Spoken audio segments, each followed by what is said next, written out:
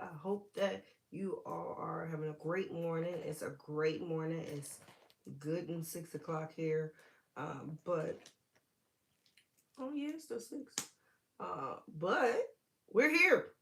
We're here to get this party started. If you don't know me, welcome to my channel. My name is Prophet Tricia J. I am the lead not pastor who Pastor John is the pastor. I'm just the prophet of Truth Seekers Assembly, and we are a Bible-based, Bible-believing ministry. We are a virtual church. We love, love, love being able to touch people everywhere. So we get to move around a lot and do the things. And if you have not been around, you're in for a treat. We are here to go over Nehemiah. We are studying the book of Nehemiah currently. We are in season 1 of Morning Manna, and we are on episode 8.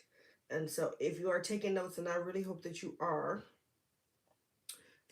this series has been called The Road to Revival.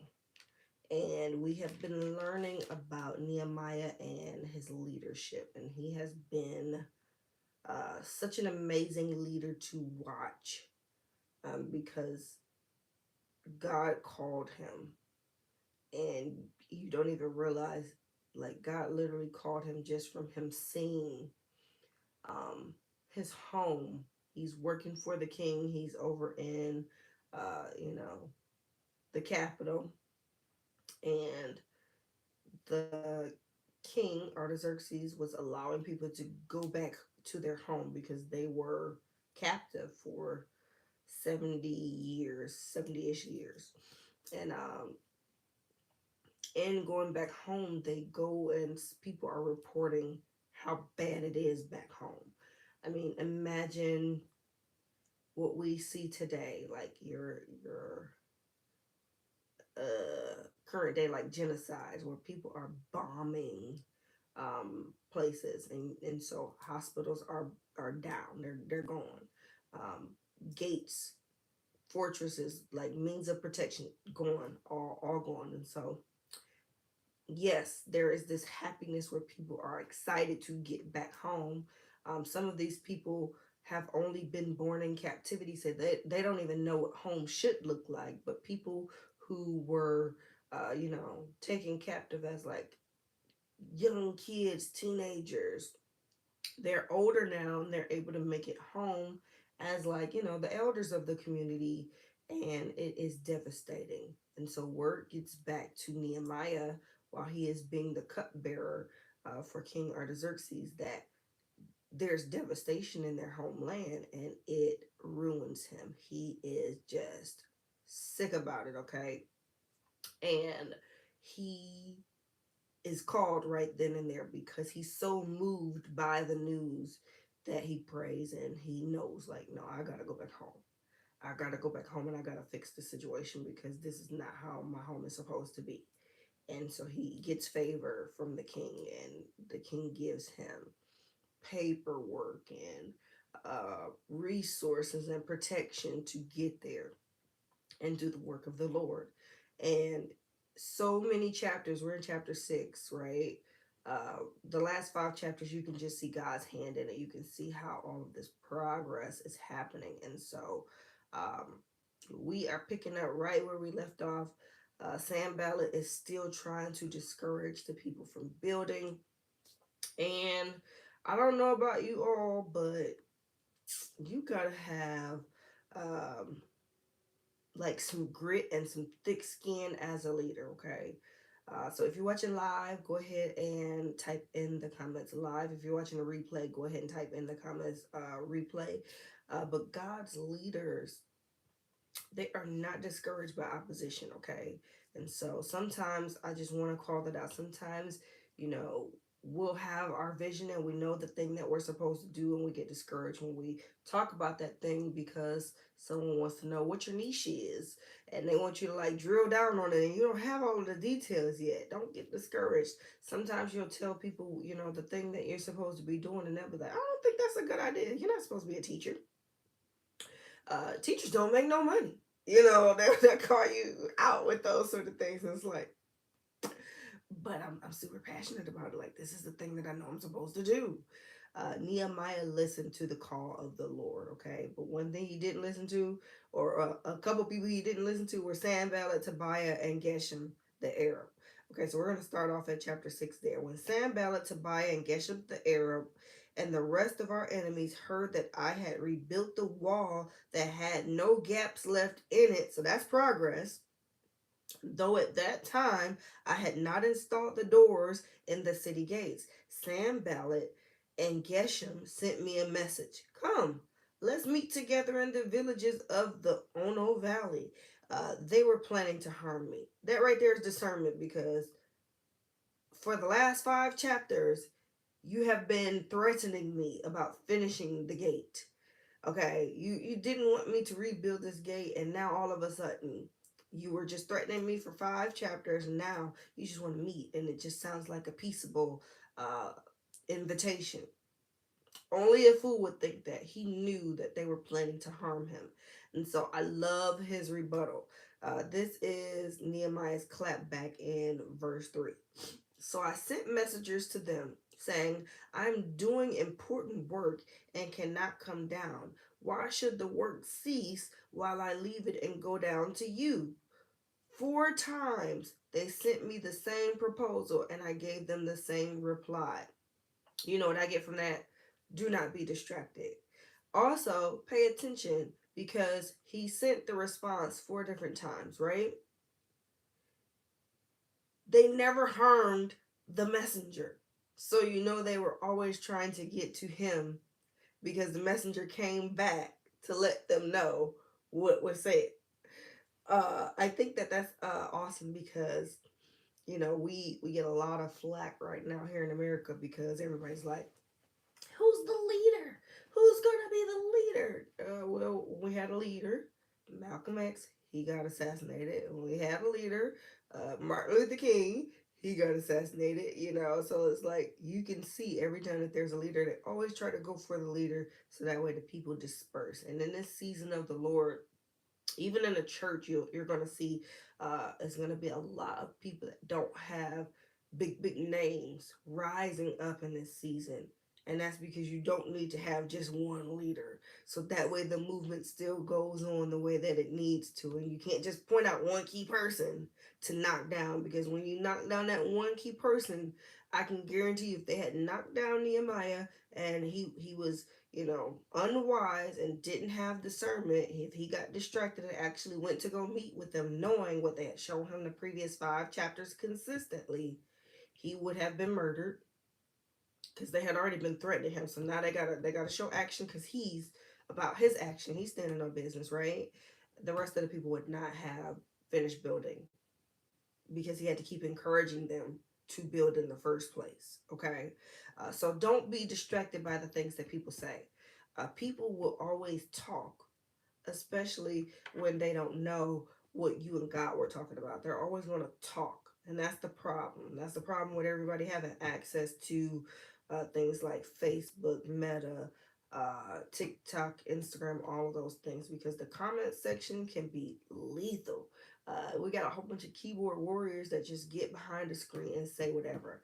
I personally like Facebook better, when you had to have like a college email to get in. Like, it was such a better community. I'm not gonna lie, and it wasn't like hateful or a whole bunch of spam and all the things. So that's just me. But don't get distracted. So verse 5, Sanballat sent me this message a fifth time by his aide, who had an open letter in his hand, and it was written, it is reported among the nations, and Geshem agrees. So these countries are conspiring together. Geshem agrees that you and the Jews plan to rebel. Why would I plan to rebel? Like, where did that come from?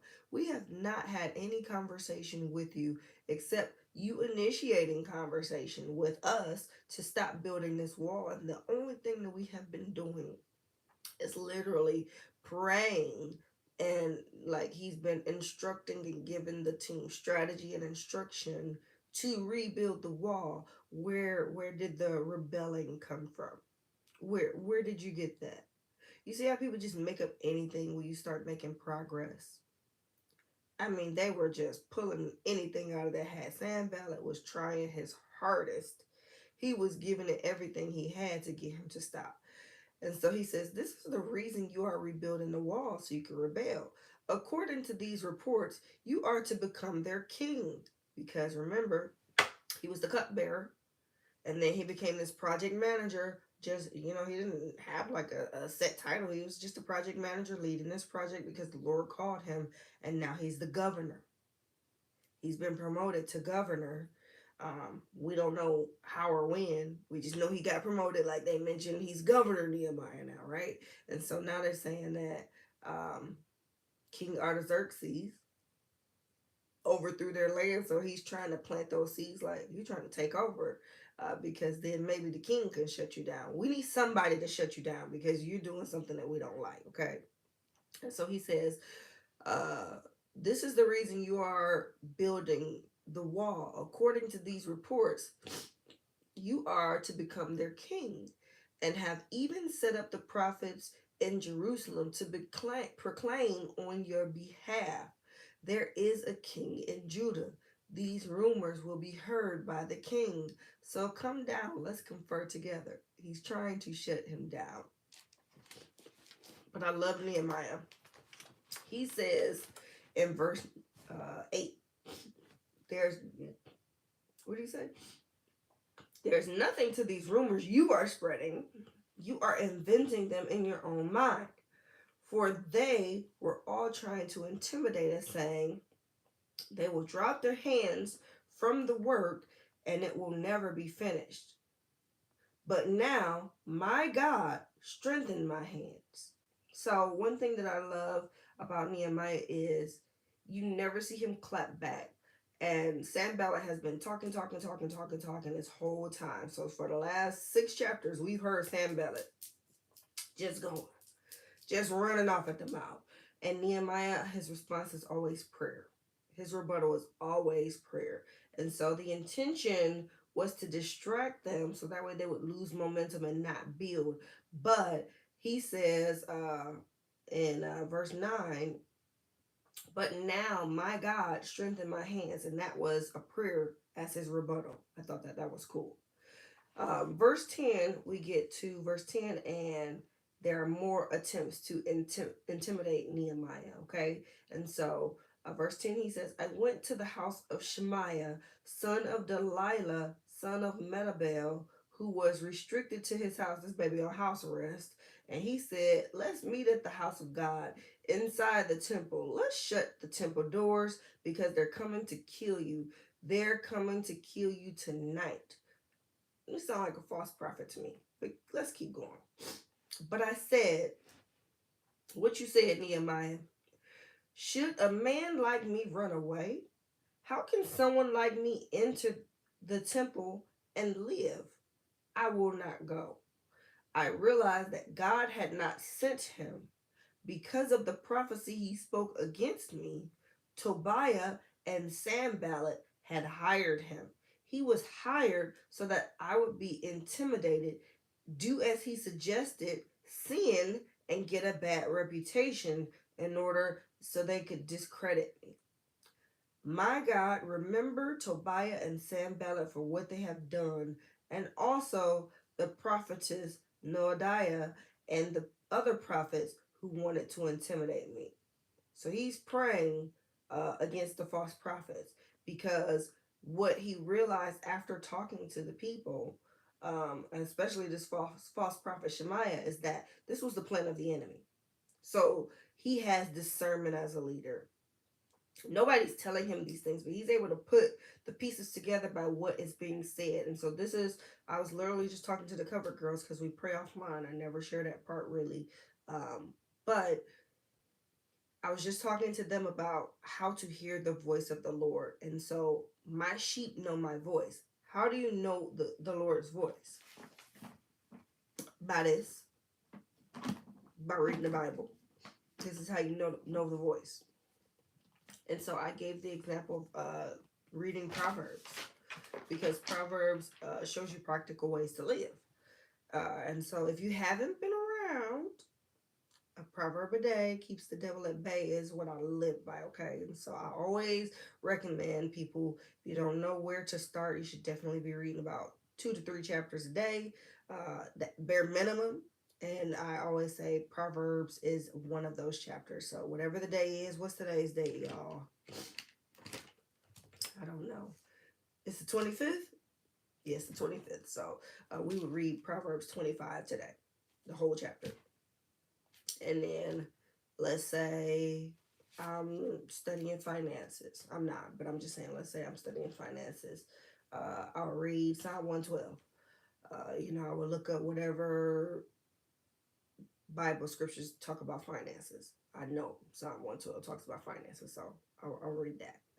And then, whatever else you're trying to work on. I'm working on anger, so I'm going to start looking up scriptures on anger, just as an example. So, three set chapters you're reading. But the more you read, the more you understand how God moves. You understand his voice, right? And so, I always like to use Proverbs because it's practical wisdom. You get to learn how the wicked move, and you get to learn how the wise people move, and they move differently. And so when I was a baby believer, when I was younger, um, just finding my way, I could see based off of reading this word. Now, I remember, I remember telling my mom, like, you can't get married again. You got divorced. I was a little kid. I didn't know no better. You can't get divorced. You can't get divorced if your husband died because you got. I mean, I said you can get married again because you got divorced. You can't get married again until your husband dies. Whoopsie. Hold on. I think I hung up on the cover, girls. I don't wanna finish the story. Eh.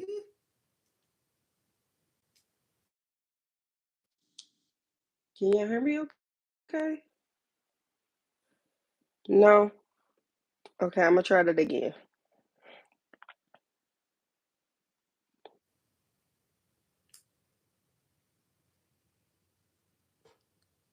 My bad. Can you hear me now? Oh my gosh. Okay. Sorry. I pressed the button and then I felt bad. But yeah, I was telling her like, I said, "Oh no, I hung up on the girls. I gotta pause the story." We back. We back. Okay. So you can't get married again. You can wait till your ex husband dies because you got divorced. Just because she wasn't even reading her Bible. Okay, but I was a reader. I was the only child, and so I would read the encyclopedia. I read all of the encyclopedias. So fun fact, that's how I know a lot of words. I probably don't know what they mean, but I just remember seeing them. I read every single one of the books of the encyclopedia as a kid because I didn't have nothing but time on my hands. Okay, and so she had the Bible, and I was reading it as a kid. Okay, she wasn't reading it, but I was reading it, and so yeah, that's kind of how Proverbs became a friend of mine. As a teenager, I started reading and noticing, like, oh, probably shouldn't be hanging around these people. They don't sound like good company because that's what the Bible is telling me. And so that helped me stay out of trouble. Oh, we're supposed to live a quiet life and mind your own business. Got it. Okay. So as you start to read the word and really apply it to your life, you'll understand what the Lord is requiring of you and what He is not. He says, if you love me, you'll follow my commandments. And so oftentimes we say we love Him, but we are doing the total opposite of what He is requiring from us. When you read your Bible, you'll know. And I'm talking about everybody. I'm not just talking about one set of people. We all do it. And then you get convicted. Guess what? It's not just you. It's not just because it's one sin that you're doing. It's not just because you have typecasted yourself as this type of person. We all do it. And so God is so good. He is gracious enough to share with us and show us these things. So that way we are in a position where we have to make the choice. Everybody has to make the choice. It's not just you. Don't try to make it about you. We quick to try and cancel somebody because we don't want to change. God requires change from everybody, all of us, no matter how you identify. Everybody is required to change. That's the whole point of the faith. When you get with him, he begins to peel back layers of you that you didn't know were there. And sometimes those layers are protection, sometimes those layers are trauma, sometimes those layers are things that have happened to you. And it's like, no, I want to get to the core of who you are. Do you even know who the core of you is? And oftentimes we don't. And so it's getting into this word that'll help you hear his voice and know how to navigate accordingly. And so we're seeing this in real time with this case study in the book of Nehemiah. He is just literally having this conversation. He's like, whoa, this is not how the Lord speaks. This is not right. I know the Lord told me to do this. The Lord has given me provision for this project. We are making progress in this project. Like, we are knocking this stuff down. This gate was built in 52 days. That was nothing short of supernatural. So he knows that God is with him, and he is scaring the people because this land has been desolate for so long. And these are God's promised people, and everybody just, for whatever reason, they just hate these people. And so he's able to hear like what they're saying, and like knows that's not the voice of the Lord. That's not what my Lord was saying. He knew that this was a plan of the enemy just from having this conversation. And his response was, may God remember Tobiah and Sanballat for what they have done, because y'all trying to trick me. Y'all trying to set me up. Y'all trying to set up traps for me. And even y'all false prophets. So don't be so quick to talk about who's the next president. Did the Lord really show you that, or was that your heart? Because sometimes you just got to know. God will show you your heart even as a prophet. He'll show you if you are his prophet or if you're man's prophet. He'll show you just by what you are excited to see. And literally what he shows you, you should be praying about. You shouldn't be running to get a microphone and speak on anyway. Because I know, I seen it and I was like, ooh. All right, Lord, what you want me to do with this? Lord, heal our land. Humble us, Lord. Please, is it any righteous? Let's just go back to what Abraham was doing when he came to Sodom and Gomorrah. If it just be 20 righteous people that would just pray, Lord, can you turn this around for us? Like, that's where I'm at with it. I am literally praying about this all the time. So Nehemiah is not playing. Okay, he's not letting them distract him. Now we get to verse 15, and the wall is completed. So he's completed the restructuring, and the wall has been completed in 52 days. On the 25th day of the month Elul, when all our enemies heard this, they surrounded the nations. All the surrounding nations, were intimidated and lost their confidence, for they realized this task had been accomplished by our God. I promise you, whatever it is that you're supposed to do, God will help you build that thing. You don't have to be an apostle to build it.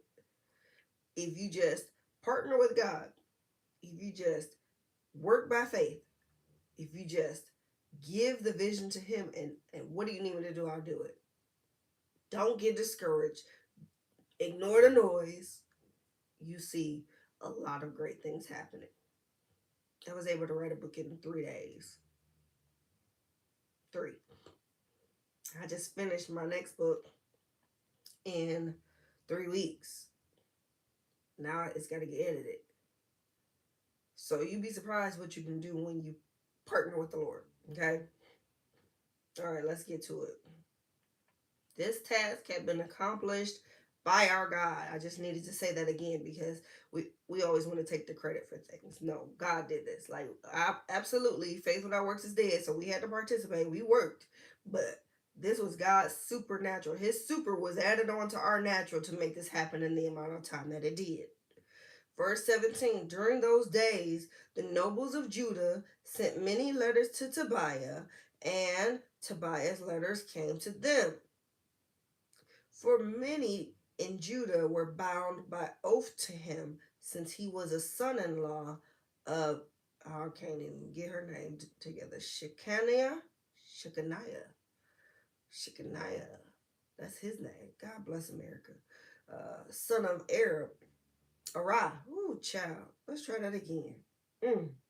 Since his son, he was a son-in-law of Shechaniah, son of Arah. Say that 3 times. And his son Jehonan had married the daughter of Meshullam, son of Berechiah.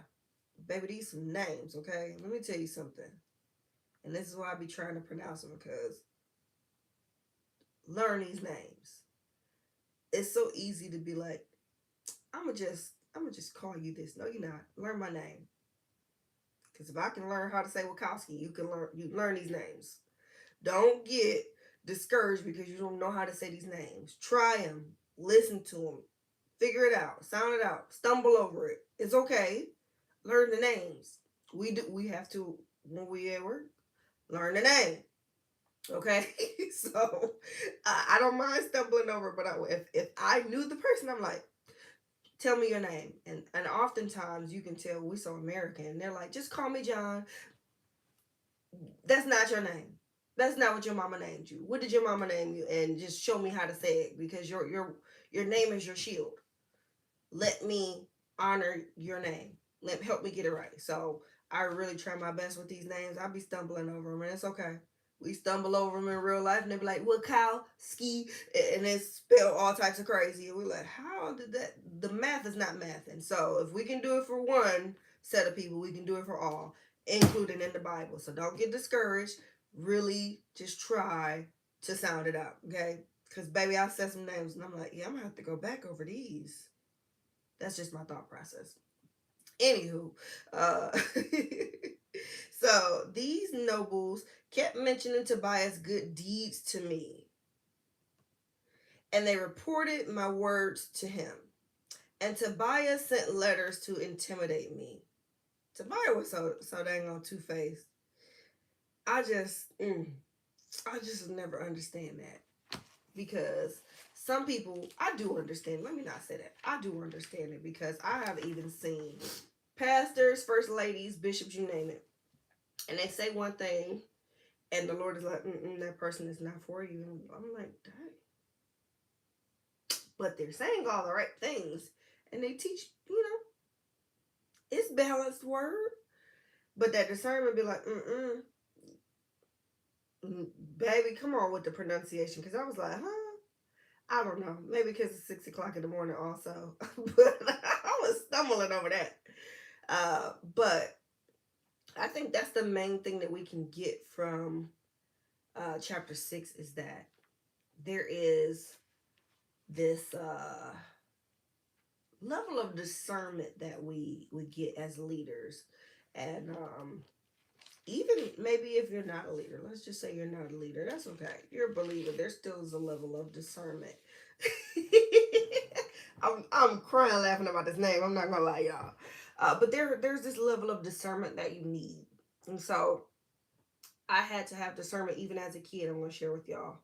Um, y'all know I always say I grew up as Matilda. Like, you have to have discernment to know that your parents don't like you as a kid. I knew that. I knew that. Like, ooh, yeah, she don't got that in her for me. Like, she don't got that in her for me. And I'm like hardwired. Like, God made me a certain way. So I'm gonna tell you the truth, and I'm probably gonna irritate you. I understand that now. I'm like, yeah, they probably gonna be mad, but I gotta say it because I fear God. And so one thing about God's prophets is He's always said, you have to say it. If you don't say it, I'm going to judge you. You have to say the thing. If you don't say the thing, I'm going to judge you. You're going to get in trouble. Okay. Okay. I just want to let you know that you're gonna get a whooping. But if you say the thing and the people reject what you say, I just need you to know that they're not rejecting you, they're rejecting me. And so I've learned to like let a lot of stuff just like roll off my back. People don't like to be corrected. People don't like to be held accountable. We're talking about demure, very cutesy, very mindful, right? But if we could just use accountability like that, people do not like to be held accountable. People don't like to, but you said you were going to do this thing. They don't like that. They don't like that at all. Because one thing God gonna do is keep His word, and that's in His word. Now He will let you talk about Jesus. He'll let you talk about a lot of things, but one thing, He gonna keep His word. And so when you get to praying, remind Him of His word. Lord, you stand on your word. He stand on business when it comes to this word. So I'm going to remind you of the things that you promised. in this word for me? And so having that discernment and just your second nature to be to pray, not to worry, not to call your friends and gossip, or not to call people and complain about what the person is not doing or what's not going right. The first response should be to pray. Even when you're battling anxiety about the things that are not working out the way that you would want for them to be, your first response should be to pray. That should be like your gut reaction. Gut reaction is to pray. And we're seeing this in real time in this case study with Nehemiah. He's praying. These people are mollywopping him, okay? At least they're trying to. And they're discouraging his people, and he has to like pull them in and give them the vision and like realign them, like, no, get focused, this is what we're here to do, you can do the thing. He's motivating them because they're hearing what Sanballat and Tobiah and Geshem the Arab are saying, and he has this discernment about just knowing how to hear what people are saying. Sometimes you have to know what people are saying with what they're not saying. That's discernment. And so it's something that I have had to have, and it's a gift, and I thank the Lord for it, because just imagine if I didn't know that my parents weren't equipped to take care of me in that way as a kid. I would have so much more disappointment and hurt, and I would have just kept trying. And I've seen it, like I've seen it, like my brother and I, night and day, like lives for the love of my mom and that sort of thing. He's just now starting to turn around. And I was just like, ooh. So I'm the big sister, but I'm not. I'm the little sister. We're 10 years and 6 months apart. And he's like, now he's like, yeah, I gotta take a page out of your book. Because, insanity is doing the same thing over and over and over again, expecting a different result. And I feel like that's where America is in the government. We don't vote for policy. We vote for party, which is crazy. I am not loyal to a party. I'm loyal to a policy that's going to benefit me the most, because this system has never benefited me. Okay. So I'm always going to go for policies that can affect how I live in a positive manner. Stop doing things for the sake of doing things. Where we are in this season, God is trying to break us out of tradition for the sake of tradition. Don't just do it because you've always done it, or don't just do it because it's legacy or tradition, because we have to do this. This is how we've always done it. When you're part of this group, this is what you do. And what is that benefiting you? Because where are the critical thinking skills? Why don't you question what you're doing? Why don't you question why we're doing it? Why are we doing this? What's the reason? I'll never forget. We went to I like to visit churches and help, right? So I just like to visit. I like to be a fly on the wall. I usually will wear jeans or something that's not traditional, because I just want to see how you treat everyday, regular, schmegular, degular people, okay? And so we go to like Ash Wednesday service.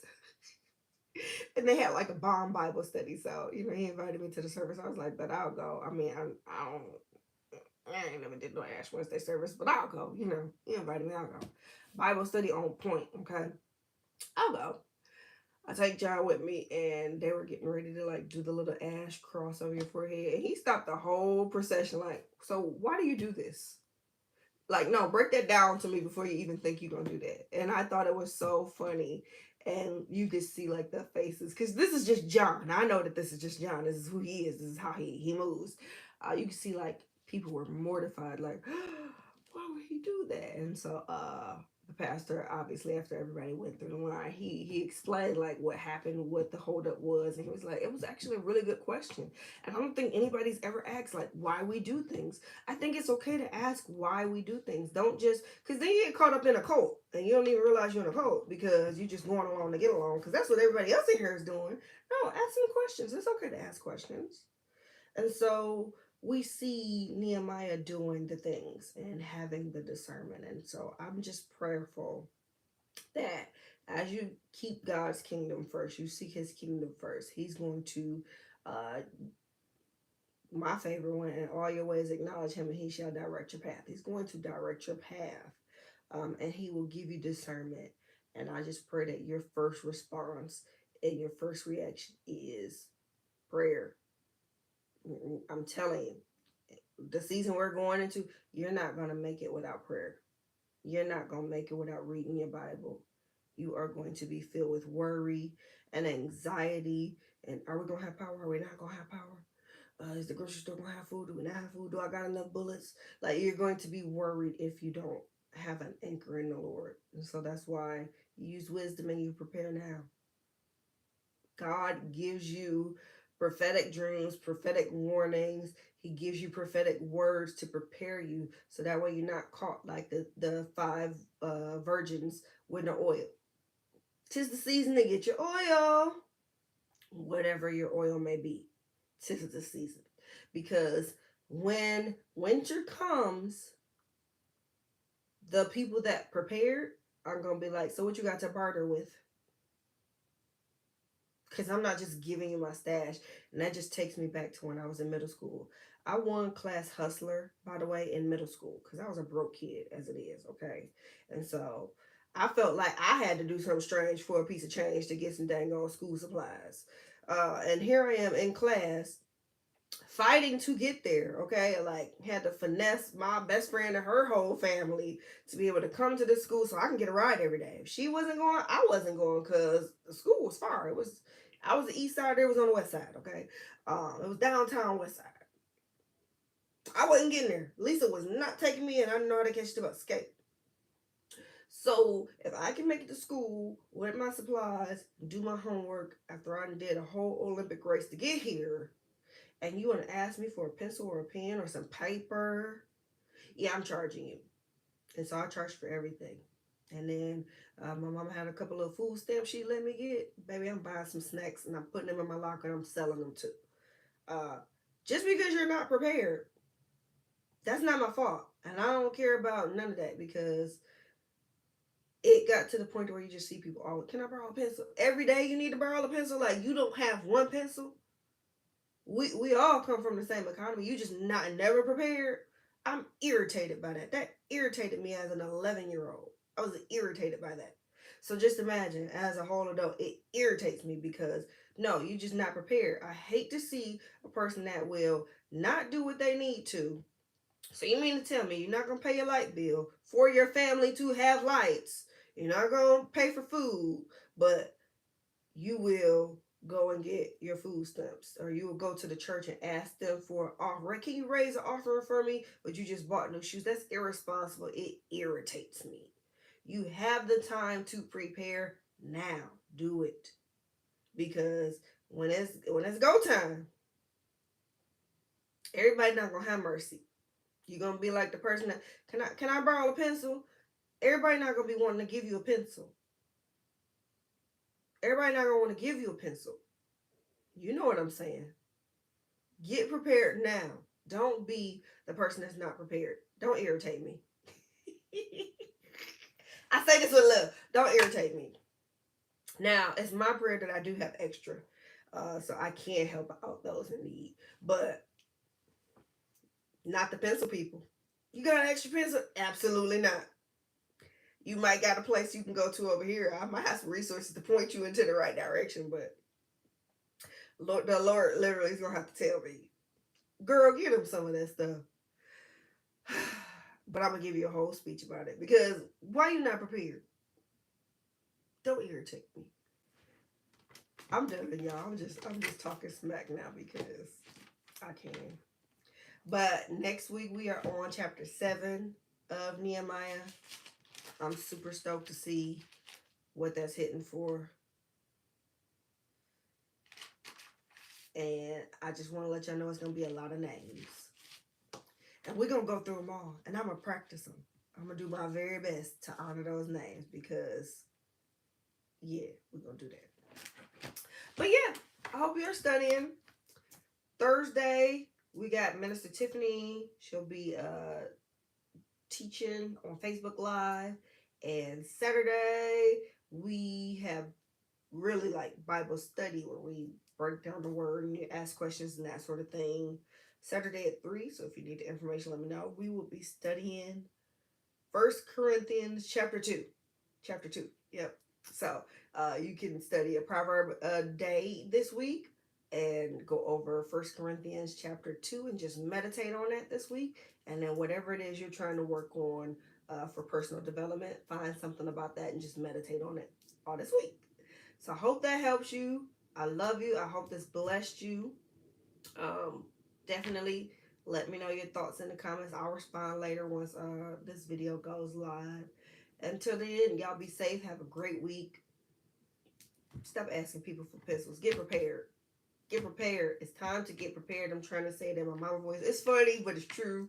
I just want y'all to get prepared because you're not gonna make it in this season without the word. You're not gonna make it in this season without, you know, a deep in prayer life and having that discernment and knowing when you need to go places, where you need to go, places you need to stay away from, and that sort of thing. It's giving very much times of Deborah, and so maybe that's something you can study so you know what I'm talking about. Until then, I will see y'all later. I love you. Y'all be safe out here, and it's gonna be amazing. It's gonna be a great week. We already prayed for it earlier today. So I love you. I'll talk with y'all next week. Okay, bye.